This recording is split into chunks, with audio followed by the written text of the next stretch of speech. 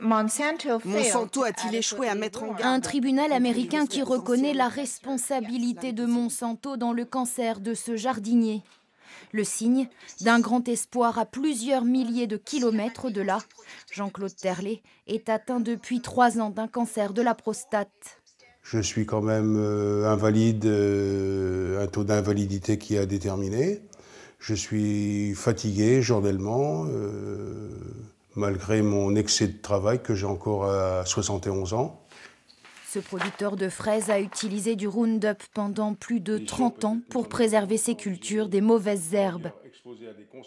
J'ai un taux de glyphosate dans les urines pratiquement hors du commun, qui atteint 0,25 mg par litre d'urine. Pour lui, la relation ne fait aucun doute entre sa maladie et l'emploi du pesticide. Il a vu de nombreux agriculteurs de son entourage souffrir du même mal. Le simple fait de pulvériser, ça rentre partout. Le simple fait d'être dans un tracteur, vous avez des particules de Roundup qui sont un petit peu partout. Il y en a partout, dans l'air, dans l'eau. Il y en a partout. Son avocat le reconnaît.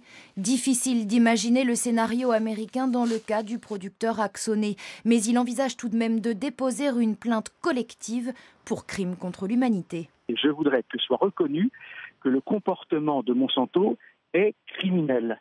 C'est la notion de ce qu'on appelle l'écocide. Ça veut dire tuer une génération complète par le pesticide, l'écocide. Et ça, il est temps que, effectivement, on mette ça sur place. Pour le moment, cet avocat a réuni une 50aine de victimes potentielles à travers le monde.